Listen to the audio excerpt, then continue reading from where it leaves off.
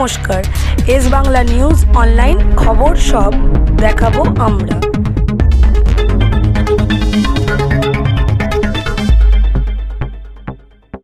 ইন্দ্রনীল সেন, অরূপ বিশ্বাস, ভব আমার বারুইপুরের এমএলএ, শিবুদা আমার দীর্ঘদিনের পরিচিত পুরনো সহকর্মী, এমএলএ লাভলি এবং ফিরদৌসী নজরুল সহ আরও সকলে, এবং আমার প্রার্থী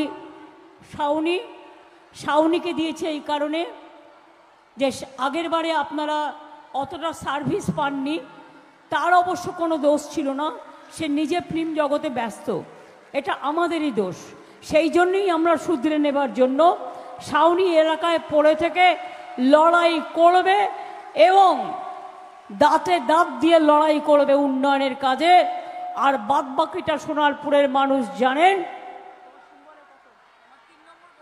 3 নম্বর বোতামে ওর চিহ্ন আছে মেশিনে, অর্থাৎ 1, 2, 3 বিজেপিকে বাদ দিন, 1, 2, 3 সিপিএমকে বাদ দিন, 1, 2, 3 শাওনিকে জোড়া ফুলকে জিতিয়ে দিন।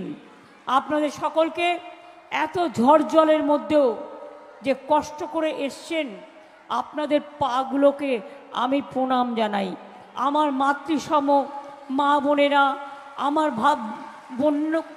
আমার বোন সম, আমার বোনেরা, আমার পিতৃসম, আমার অভিভাবকেরা, আমার ছাত্র যৌবন, নতুন ভোটার যারা আগামী দিনে দেশ চালাবে, প্রাণ চালাবে, স্পন্দন দেবে, দেশকে এগিয়ে নিয়ে যাবে, বাংলাকে সারা বিশ্ব সেরা করবে, সেই ছাত্র যৌবনকে আমার রইল অনেক অভিনন্দন।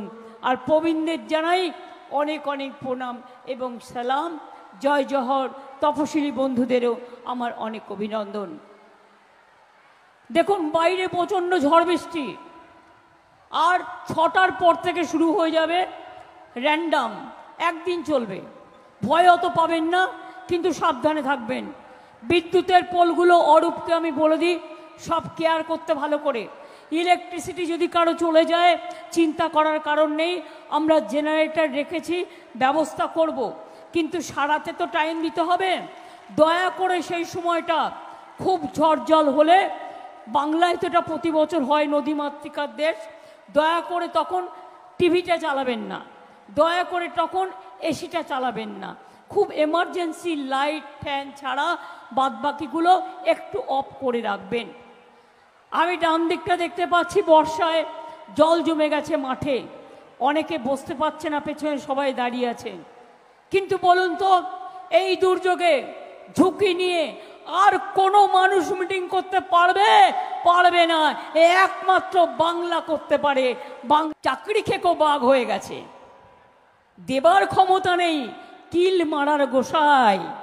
আমার কাছে 10 লক্ষ চাকরি গভর্নমেন্টের রেডি আছে, যেই আমি করব আবার কোর্টে চলে যাবে। ও কোর্টে গেলে যাবে, আমি দেখে নেব, ওরা কোর্টে লড়ুক, আমি ভোটে লড়ব।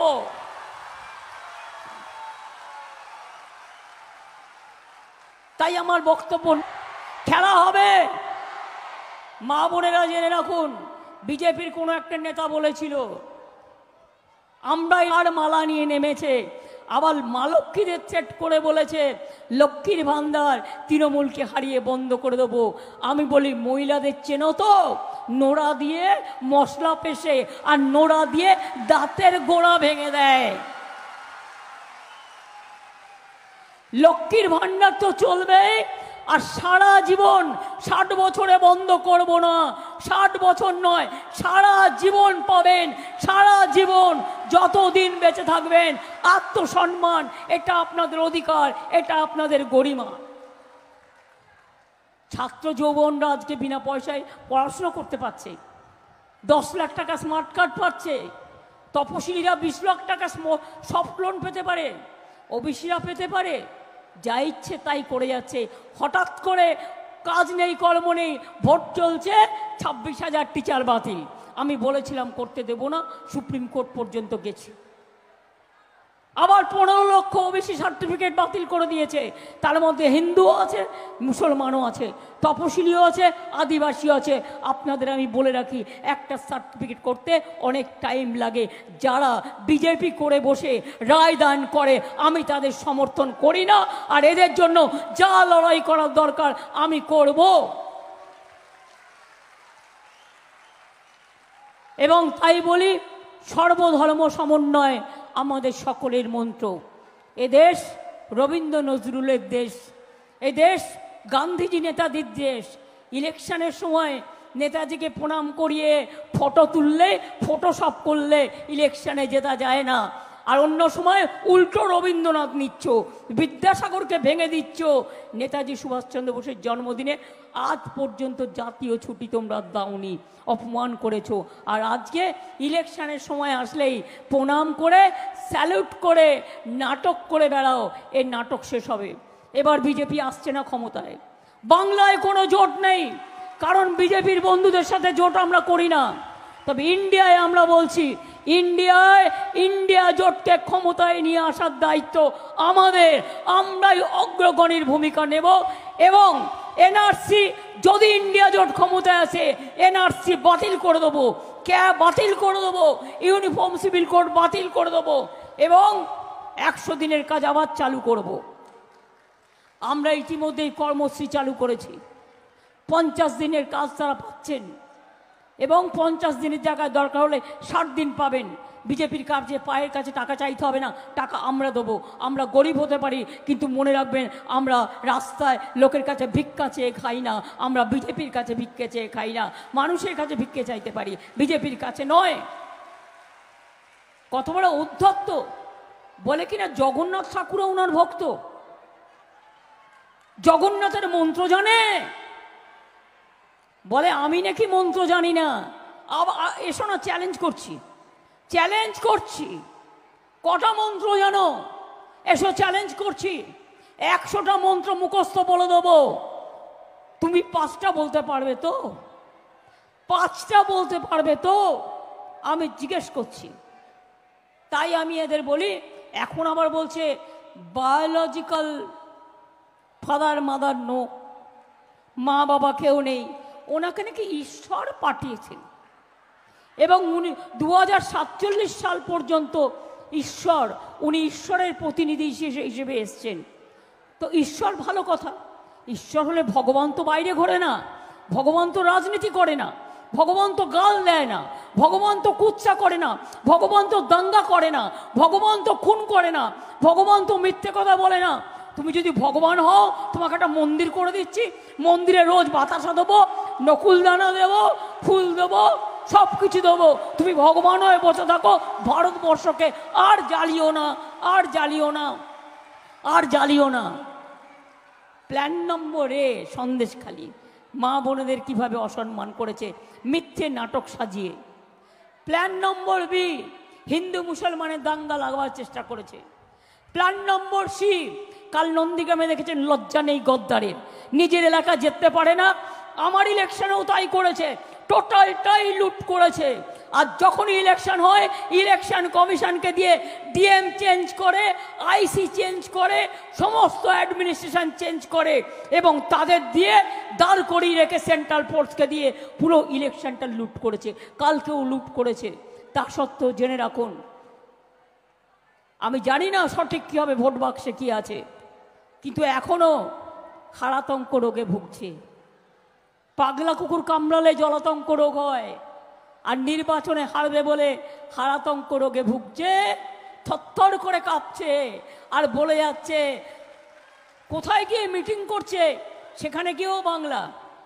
বেনারসে মিটিং করছে, সেখানে গিয়েও বাংলা। বাংলাকে নিয়ে সারাক্ষণ গাল দিয়ে চলছে। আমি শুধু বলি একটা কথা, মোদি বাবু একটু পড়াশোনা করুন।